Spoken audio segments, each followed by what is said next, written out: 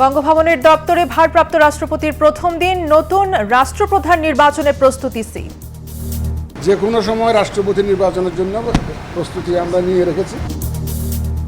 মোহাম্মদ শাহাবুদ্দিনের বিরুদ্ধে সরকার মামলা না করলেও আইনি পদক্ষেপে বাধা নেই।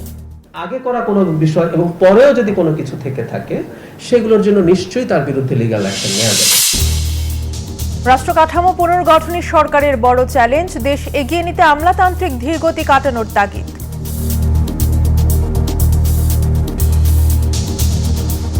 এই ধীর গতিতে র্যাপিডলি জনগণের প্রত্যাশা পূরণ করে একটা সরকারকে ফাংশন করানো বেশ চ্যালেঞ্জিং।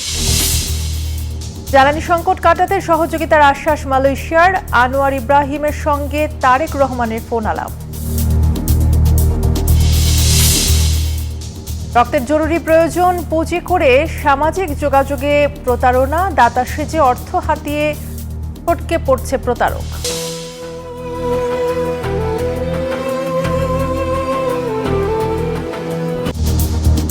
10:11 নিউজ 24 ভালোবাসার এক দশকে হয়ে উঠেছে গণমানুষের কণ্ঠস্বর। নিউজ 24 আমাদের সবার সামনে এই সত্য এবং নির্ভুল খবরগুলো তুলে ধরে। অবশ্যই নির্ভরযোগ্য একটা জায়গা, যে সঠিক তথ্য এবং সঠিক নিউজটা তারা প্রচারণা করে। সঠিক খবরটা যাচাই করার জন্য নিউজ 24। স্বাগত নিউজ 24 সংবাদের সাথে আছে মিতাসনিম অর্থে। দেখছিলেন সুপার বোর্ড সংবাদ শিরোনাম। দায়িত্ব নেওয়ার পর বঙ্গভবনে প্রথম অফিস করলেন ভারপ্রাপ্ত রাষ্ট্রপতি হাফিজ উদ্দিন আহমেদ। দিনের শুরুতে প্রশাসনিক কার্যক্রমে অংশ নেওয়ার পাশাপাশি সংশ্লিষ্ট কর্মকর্তাদের সঙ্গে মত বিনিময় করেন তিনি। সকালে বঙ্গভবন পৌঁছালে তাকে জানানো হয় উষ্ণ অভ্যর্থনা। মঙ্গলবার সকালে রাষ্ট্রপ্রধান হিসেবে প্রথম বঙ্গভবনে আসেন ভারপ্রাপ্ত রাষ্ট্রপতি হাফিজ উদ্দিন আহমেদ। প্রেসিডেন্ট গার্ড রেজিমেন্টের একটি অশ্বারোহী দল বরণ করে নেয় তাকে।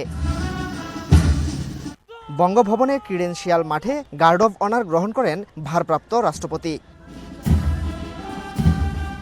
এ সময় রাষ্ট্রপতিকে ফুল দিয়ে বরণ করেন বঙ্গভবনের কর্মকর্তারা। পরে রাষ্ট্রের সর্বোচ্চ সাংবিধানিক কার্যালয়ে দিনের আনুষ্ঠানিক কার্যক্রম শুরু করেন তিনি। প্রথম দিনেই নিয়মিত প্রশাসনিক কার্যক্রমে অংশ নেন ভারপ্রাপ্ত রাষ্ট্রপতি। বঙ্গভবনের ঊর্ধ্বতন কর্মকর্তাদের সঙ্গে বিভিন্ন প্রশাসনিক ও সাংবিধানিক বিষয় নিয়ে মতবিনিময় করেন তিনি। রাষ্ট্রপতির দপ্তরের চলমান কার্যক্রম সম্পর্কে প্রয়োজনীয় ব্রিফিংও গ্রহণ করেন হাফিজ উদ্দিন আহমেদ। প্রথম কার্যদিবসে প্রয়োজনীয় দাপ্তরিক নথিতেও স্বাক্ষর করেন ভারপ্রাপ্ত রাষ্ট্রপতি। মাসুদ সুমন, নিউজ 24, ঢাকা। এত আনন্দ কিসের? দেখেন না, সুইচ অন তো টাঙ্কি ফুল, অফুরন্ত পানি, আবার বিদ্যুৎ বিলও কম। আরএফএল ওয়াটার পাম্পের রোটর এখন আরো উন্নত, ফলে অল্প সময়ে ওঠে অধিক পানি আর বিদ্যুৎ সাশ্রয় হয় 20% পর্যন্ত। আমি ব্যবহার করি, তাই আমি জানি আরএফএল পাম্পই best. RFL water pump, on করলেই পানির তুফান। রাষ্ট্রপতি নির্বাচনের জন্য প্রস্তুত নির্বাচন কমিশন। দুপুরে ডেপুটি স্পিকার কায়সার কামালের সঙ্গে বৈঠক শেষে কথা জানান সিইসি এএমএম নাসির উদ্দিন। বলেন, এখনও দিনক্ষণ ঠিক হয়নি। ভোটার তালিকার জন্য এরই মধ্যে চিঠি দিয়েছেন তারা। মোহাম্মদ শাহাবুদ্দিনের বিদায়ের পর নতুন রাষ্ট্রপ্রধান নির্বাচনের প্রক্রিয়া শুরু করেছে ইসি। এর অংশ হিসেবে সংসদ ভবনে ভারপ্রাপ্ত স্পিকারের সঙ্গে বৈঠক করেন নির্বাচন কমিশনাররা। যে কোনো সময় রাষ্ট্রপতি নির্বাচনের জন্য প্রস্তুতি আমরা নিয়ে রেখেছি, কারণ আমাদের আবার স্থানীয় সরকার নির্বাচনের একটা প্রস্তুতির ব্যাপার আছে, কারণ আমাদের ওদিকেও ব্যস্ততা আছে। সুতরাং এটা আমরা করে ফেলবো, এটার জন্য আমরা প্রস্তুত আছি। বিজলি কেবলস যে কোনো স্থাপনার বৈদ্যুতিক সংযোগকে রাখে নিরাপদ। এর স্কিন কোটেড ইনসুলেশন সম্পূর্ণ ফায়ার রিটার্ডেন্ট, তাই বিজলি কেবলস নিজেই নিজেকে নেভায়। বিজলি কেবলস, নিরাপদ আজীবন। রাষ্ট্রপতির দায়মুক্তি কেবল দায়িত্ব পালনকালে থাকে। সরকার মোহাম্মদ শাহাবুদ্দিনের বিরুদ্ধে কোনো মামলা করছে না, তবে আইনি পদক্ষেপ নিতে বাধা নেই। সচিবালয়ের সাপ্তাহিক ব্রিফিংয়ে এসব কথা জানিয়েছেন প্রধানমন্ত্রীর তথ্য উপদেষ্টা ডাক্তার জাহিদুর রহমান। বলেন, জুলাই অভ্যুত্থানে পুলিশের স্নাইপার রাইফেল এবং 7.62 বুলেট ব্যবহার প্রমাণিত। এ নিয়ে তদন্তের প্রয়োজন নেই। শারীরিক অসুস্থতায় রাষ্ট্রপতি মোহাম্মদ শাহাবুদ্দিনের পদত্যাগের পর থেকে তার বিরুদ্ধে ব্যবস্থা নিতে সোচ্চার এনসিপি, জামায়াত সহ বিরোধী পক্ষ। তার বিরুদ্ধে মামলার আবেদনের পাশাপাশি গ্রেপ্তারের দাবিও উঠেছে। সংবিধানের 51 ধারা অনুযায়ী রাষ্ট্রপতির দায়িত্ব পালনের সময় তাকে আদালতের কাছে জবাবদিহি করতে হয় না। এমনকি মামলা কিংবা গ্রেফতারি পরোয়ানাও জারি করতে পারে না আদালত। রাষ্ট্রপতির পদ ছাড়বার পর শাহাবুদ্দিনের সেই সুরক্ষা থাকবে কিনা তা নিয়ে প্রশ্ন উঠেছে। সচিবালয়ে সাপ্তাহিক ব্রিফিংয়ে প্রধানমন্ত্রীর তথ্য উপদেষ্টা জানান, রাষ্ট্রপতি যে সাংবিধানিক দায়মুক্তি ভোগ করেন তা কেবল তার দায়িত্ব পালনকালে কার্যকর থাকে। মেয়াদ শেষ হওয়ার পর তার বিরুদ্ধে আইনি ব্যবস্থা নেওয়া যেতে পারে। তবে সরকারের পক্ষ থেকে মোহাম্মদ শাহাবুদ্দিনের বিরুদ্ধে কোনো মামলা হচ্ছে না। দায়মুক্তির ব্যাপারটা নিয়ে একটু বিভ্রান্তি আছে। বাংলাদেশের একজন মানুষ তার পদে থাকাকালীন সময় কোনো লিগ্যাল ইস্যু ফেস করবেন না রাষ্ট্রপতি।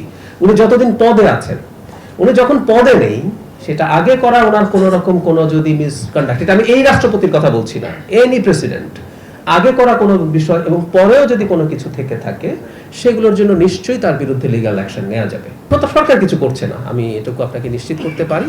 আরেক প্রশ্নের জবাবে ডক্টর জাহেদ বলেন, জুলাই অভ্যুত্থানে পুলিশের হাতে থাকা টাইপ 56 রাইফেল, যেটাকে চাইনিজ রাইফেল বলা হয়, এটার বুলেট 7.62। পুলিশ প্রকাশ্যেই এটি ব্যবহার করেছে, তাই এটা নিয়ে তদন্তের প্রয়োজন নেই বলে জানান তিনি।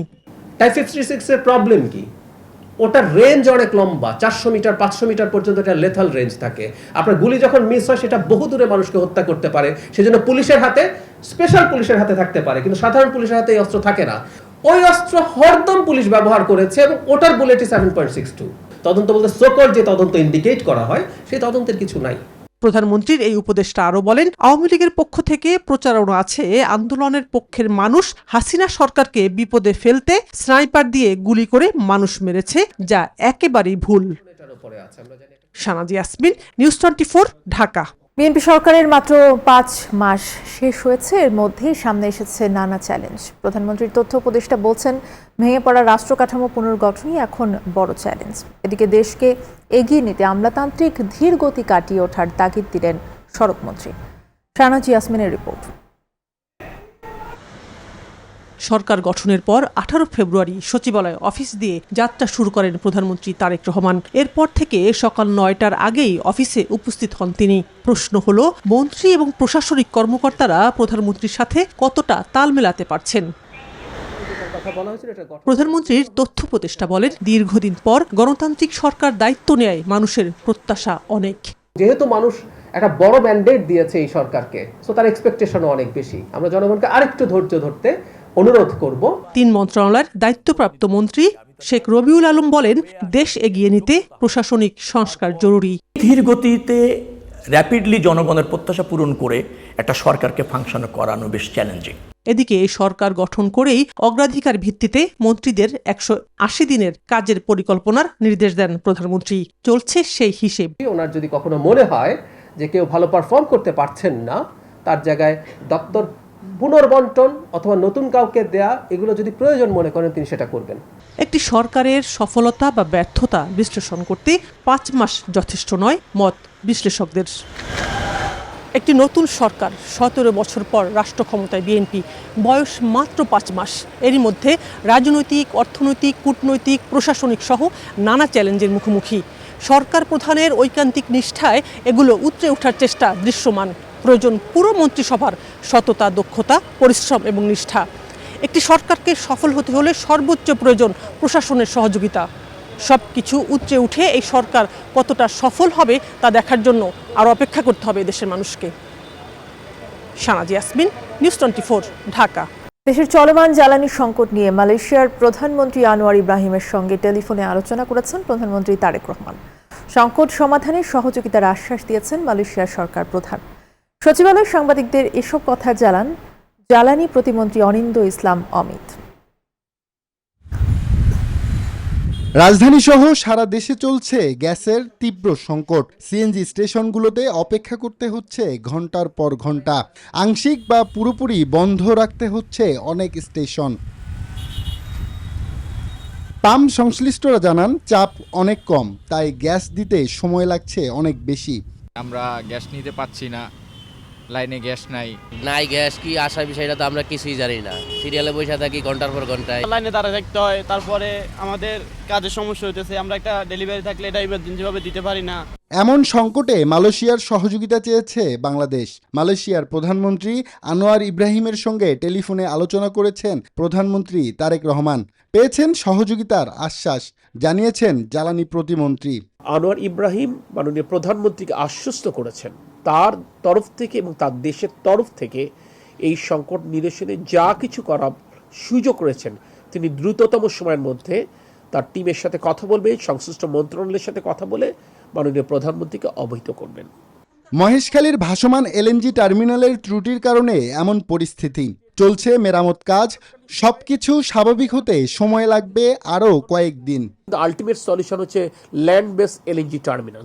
আব্দুল্লাহ মামুন, নিউজ 24, ঢাকা। হাসপাতালের বেডে মুমূর্ষু রোগী আর বাইরে রক্তের জন্য স্বজনদের ছোটাছুটি। মানুষের এমন অসহায় মুহূর্তের সুযোগ নিচ্ছে অসাধু চক্র। সোশ্যাল মিডিয়ায় পোস্ট কিংবা সাহায্য চাইলে সক্রিয় হয়ে ওঠে তারা। ভুয়া রক্তদাতা সেজে গাড়ি ভাড়া দাবি কিংবা নাস্তার কথা বলে টাকা নিয়ে কেটে পড়ছে চক্রটি। মাহমুদুল হাসানের ক্যামেরায় মাসুদ সুমনের প্রতিবেদন। গেল বৃহস্পতিবার গাজীপুরের কালীগঞ্জ থেকে মুমূর্ষু অন্তঃসত্ত্বা স্ত্রীকে নিয়ে দ্রুত পিজি হাসপাতালে ছুটে আসেন রানা সরকার। চিকিৎসকরা জানান জরুরি ভিত্তিতে প্রয়োজন 14 ব্যাগ রক্ত, সময় কম, দুশ্চিন্তা আকাশচুম্বী। উপায় না পেয়ে সামাজিক যোগাযোগ মাধ্যম ফেসবুকে জরুরি রক্তের পোস্ট দেন রবিউল, কিন্তু রক্তের ব্যবস্থা হওয়ার আগেই তার ফোনে হানা দেয় প্রতারক চক্র। একটা ফোন আসলো আমার কাছে, তো তারা বলতেছে আমি 6 জন ডোনার আছে, আমি পাঠাই দিতেছি, আপনি ম্যানেজ করেন আর 2000 টাকা তাড়াতাড়ি আমাকে বিকাশ করেন। একই নির্মম বাস্তবতার শিকার খুলনা থেকে পঙ্গু হাসপাতালে আসা রকিবুল ইসলামও। একজনকে বললে দেখা যায় আরো 2-3 জন আসতেছে। রক্তের আড়ালে এই সিন্ডিকেটের অনুসন্ধানে নামে নিউজ 24 উঠে আসে চাঞ্চল্যকর তথ্য। দেশের বিভিন্ন প্রান্ত থেকে মাত্র একদিনেই সামনে আসে এমন অন্তত 50টি অভিযোগ। টাকা পাঠানোর পর আর কোনো খোঁজ নাই, তারা এভাবে মেসেজ সিনও করতেছে না, ব্লক করে। অবশ্যই আইনের আশ্রয় নেবেন, আইনের আশ্রয় নিলে পুলিশ তদন্ত করে সেই সংশ্লিষ্ট ব্যক্তিদেরকে শনাক্ত করতে সক্ষম হবে। জরুরি মুহূর্তে রক্তের অভাব যেমন রোগীর প্রাণ কেড়ে নিতে পারে, তেমনি এমন জঘন্য প্রতারণা ভেঙে দিচ্ছে অসহায় মানুষের শেষ আশাটুকু। এক ব্যাগ রক্তে যেমন বেঁচে যায় একটি প্রাণ, তেমনি সামান্য একটি অবহেলায় হতে পারে বড় ধরনের ক্ষতি। তাই এই গুরুত্বপূর্ণ সময়ে রক্ত খোঁজার ক্ষেত্রে সামাজিক যোগাযোগ মাধ্যমে যে কাউকে বিশ্বাস না করাই হবে বুদ্ধিমানের কাজ। মাসুদ সুমন, নিউজ 24, ঢাকা। টিসিবির পণ্য নিতে এসে দেয়াল ধসে প্রাণ গেল 2 চোটের। রাজধানীর মিরপুর বিশ্ববিদ্যালয় কলেজের পেছনের দেয়াল ধসের ঘটনায় আহত আরও কয়েকজন। খবর পেয়ে ঘটনাস্থল পরিদর্শন করেন ঢাকা উত্তর সিটির প্রশাসক শফিকুল ইসলাম খান। নিহতদের পরিবার ও আহতদের পাশে থাকার প্রতিশ্রুতি দেন তিনি। এদিকে ঘটনা তদন্ত করে ব্যবস্থা নেওয়ার কথা জানিয়েছে পুলিশ। মিরপুর বিশ্ববিদ্যালয় কলেজের পেছনে লাভ রোড, মন্দির রোড এলাকায় টিসিবির পণ্য নিতে লাইনে দাঁড়ান অনেকে। হঠাৎ কলেজের পেছনে একটি পুরনো দেয়াল তাদের ওপর ধসে পড়ে, চাপা পড়েন বেশ কয়েকজন। তাদের উদ্ধারে নামেন স্থানীয়রা এবং পুলিশ। ভূমিকম্প হয়েছে 7 মাস আগে, ওই সময় ওয়ালটা বাঁকা হয়ে রয়েছে। বাঁকা হওয়ার পরে কর্তৃপক্ষ আসছিল, দেখে শুনে গেছে, দেখে শুনে যাওয়ার পরে ওটার কোনো ব্যবস্থাই নেওয়া হয় নাই। দৌড়ে এসে দেখি যে এখানে 10 থেকে 12 জন লোক মানে দেওয়ালের ইয়েতে চাপা পড়েছিল, আর এই পাশে টিসিবির চাল দিচ্ছিল আর কি, যার কারণে লোকগুলো এই যে আইল্যান্ডের উপরে বসা ছিল, তো ওই চাপাতে ইনস্ট্যান্ট 2 জন লোককে আর কি খুব খারাপ অবস্থা ছিল। হঠাৎ করে বিকট একটা শব্দ হয়, আমরা কলেজের উপস্থিত যে শিক্ষার্থীরা ছিল সবাই আমরা দ্রুত চলে আসি। আসার পরে দেখি ওয়ালটা ধসে গেছে। আহতদের হাসপাতালে নেওয়া হলে একজন নারী ও একজন পুরুষকে মৃত ঘোষণা করে চিকিৎসক। খবর পেয়ে ঘটনাস্থলে যান ঢাকা উত্তর সিটির প্রশাসক। হতাহতের ঘটনায় দুঃখ প্রকাশ করেন তিনি। শুধুমাত্র ব্রিক ওয়াল, যেটা ইটের ওয়াল বলি, সেখানে সেই ইটের ওয়াল দিয়ে করা হয়েছে বিধায় আজকে এত বড় একটা দুর্ঘটনা। আগামীতে যাতে এই ধরনের কোনো দুর্ঘটনা না ঘটে, বাদ বাকি যে ওয়ালগুলো আছে আমরা স্কুল কর্তৃপক্ষের সাথে কথা বলে সেটা কিভাবে শক্তিশালী করে শক্ত করে ব্যবস্থা নেওয়া যায় আমরা সেই ব্যাপারে কথা বলে ব্যবস্থা গ্রহণ করব। ঘটনা খতিয়ে দেখে দায়ীদের বিরুদ্ধে ব্যবস্থা নেওয়া হবে বলে জানিয়েছে পুলিশ। মোহাম্মদ কবির, নিউজ 24, ঢাকা।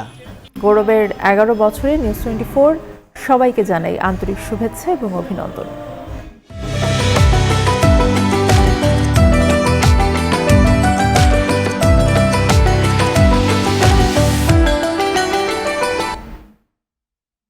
দশ পেরিয়ে গৌরবের 11 বছরে পা রেখেছে বেসরকারি টেলিভিশন চ্যানেল নিউজ 24। সময় বদলেছে সংবাদ প্রচারের ধরন, কিন্তু সত্যের প্রতি বদলায়নি অঙ্গীকার। সেই অঙ্গীকারের দায় থেকে সবার ভালোবাসায় এই চ্যানেল হয়ে উঠেছে গণমানুষের কণ্ঠস্বর। গত এক দশকে নিউজ 24-এর গৌরবময় পথ চলার গল্প নিয়ে রিশাদ হাসানের প্রতিবেদন। ক্যামেরায় ছিলেন শেখ জালাল।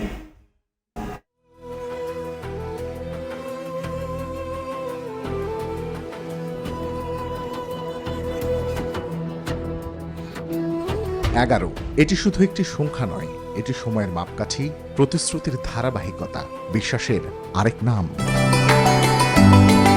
11 বছরে বদলেছে প্রযুক্তি, বদলেছে সংবাদ পরিবেশনের ভাষা, বদলেছে দর্শকের অভ্যাস, কিন্তু বদলায়নি একটা বিষয়, সত্যের প্রতি অঙ্গীকার। বিশ্বজুড়েই কিন্তু গণমাধ্যম এক ধরনের রূপান্তর প্রক্রিয়ার মধ্য দিয়ে যাচ্ছে। পাশাপাশি আছে নানা রকম গুজব, গুঞ্জন, অপতথ্য, কিন্তু এর মধ্যেই কিন্তু নিউজ 24 বস্তুনিষ্ঠ সত্য সংবাদ প্রকাশ করে দর্শকের হৃদয় জয় করেছে। রাজনীতি, অর্থনীতির পাশাপাশি গণমানুষের যে ভোগান্তি, দুঃখ, দুর্দশা সেগুলো তুলে ধরে নিউজ 24 সমাজের দর্পণ হিসেবে কাজ করছে। কারণ কি? কারণ একটাই, কারণ আমাদের দায়বদ্ধতা বাংলাদেশের প্রতি, বাংলাদেশের জনগণের প্রতি। সবার কাছে প্রত্যাশা আমাদের অগ্রযাত্রায় আপনারা পাশে থাকবেন, কারণ আমরা বিশ্বাস করি দর্শকরাই হচ্ছে নিউজ 24-এর প্রাণ। এই 11 মানে সংবাদকর্মীর নির্ঘুম রাত, ক্যামেরার লেন্স, মাইক্রোফোনের ওপাশে মানুষের কণ্ঠ আর দর্শকের অটুট আস্থা। গৌরবের 11, বিশ্বাস, আস্থা আর নির্ভরতায় নিউজ 24। মার্কিন প্রেসিডেন্ট ডোনাল্ড ট্রাম্পের সঙ্গে বৈঠকের জন্য হোয়াইট হাউসে পৌঁছেছেন ইসরায়েলের প্রধানমন্ত্রী বেনিয়ামিন নেতানিয়াহু। একই দিন ইউক্রেনের প্রেসিডেন্ট ভলোদিমির জেলেনস্কিও ট্রাম্পের সঙ্গে পৃথক বৈঠক করেন। হোয়াইট হাউস জানায়, জেলেনস্কি এবং নেতানিয়াহুর সফর দুটি ওয়ার্কিং ভিজিট ও কর্মভিত্তিক সফর, যেখানে নীতি নির্ধারণী আলোচনা এবং দ্বিপক্ষীয় বিষয় প্রাধান্য পাবে। জেলেনস্কির সঙ্গে বৈঠকে ইউক্রেনের জন্য সামরিক সহায়তা এবং অস্ত্র সরবরাহের বিষয়টি গুরুত্ব পায়। অন্যদিকে নেতানিয়াহুর সঙ্গে আঞ্চলিক নিরাপত্তা, গাজা পরিস্থিতি, ইরান ইস্যু সহ ওয়াশিংটন তেল আবিবের সম্পর্ক নিয়ে আলোচনার কথা রয়েছে। এই ছিল এখনকার সংবাদে। ধন্যবাদ সবাইকে।